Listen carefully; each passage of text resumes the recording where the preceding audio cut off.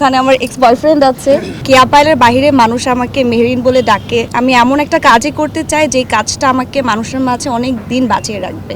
আমার মনে হয় যে এই পুরো গল্পের যে মাস্টার আমাদের মোস্তফা কামাল রাজ ভাইয়া, আমি তো চোখ বন্ধ করে কাজটি করেছি তাকে বিশ্বাস করে, কারণ এত দারুণ একটা চরিত্রে সে আমাকে ভেবেছে, আমার উপর ওই ভরসাটা রেখেছে এবং আমি চেষ্টা করেছি আমার জায়গা থেকে ভালো করার এবং পুরোটাই ছিল টিম ওয়ার্ক। প্রত্যেকটা চরিত্র মানুষ মনে রাখবে অনেক দিন মনে রাখবে। এবং আমি সবসময় একটা কথা বলেছি সব জায়গাতেই যে আমি এমন একটা কাজই করতে চাই যে কাজটা আমাকে মানুষের মাঝে অনেক দিন বাঁচিয়ে রাখবে। আমি যদি কোনোদিন মিডিয়াতে নাও থাকি, মানে আমি যদি এখনো চিন্তা করি যে আমি আর কখনো কাজ করব না, বাট আমার আফসোস থাকবে না যে আমি ভালো কিছু করতে পারিনি, কারণ এই কাজটি আমাকে আসলেই ওই জায়গাতে নিয়ে গেছে। এবং একটা জিনিস খুবই ভালো লাগে যে কেয়া পাইলের বাইরে মানুষ আমাকে মেহরিন বলে ডাকে। এমনও হয় যে আমাকে চিনে না বাট মেহরিনকে চিনে, যে হ্যাঁ আমি কেয়া পাইলকে চিনি না, মেহরিনকে চিনি। এটা আমার জন্য আসলে অনেক বড় একটা পাওয়া এবং অনেক বড় একটা পরিবার পেয়েছি আমি। আমার খুব ভালো লাগে এই পরিবারটাকে, যে আমার ভাবি আছে, ওখানে আমার এক্স বয়ফ্রেন্ড আছে।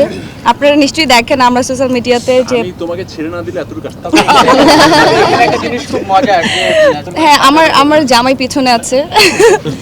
সো আমার মায়ের সাথে আমার কেমিস্ট্রিটা দর্শক একভাবে প্রথমে নিয়েছে এবং পরে গিয়ে যে খুব দারুণভাবে। সো এই যে চরিত্রগুলোর পেছনে মানুষের যে অনুভূতি তৈরি হয়েছে সেটা আসলেই প্রাইসলেস। এবং আমি তো আসলে এখন বেশি বলতে গেলে হয়তো কান্না করে দিতে পারি, কারণ এটা আমার জন্য অনেক ইমোশনাল একটা জিনিস। এবং এই তো আমি চাই এই ধরনের গল্পে কাজ হোক বাংলাদেশ এবং আমি আরো কাজ করতে পারি। সো এটাই, এবং বাকিরা তো বলবেই। সো আমাদের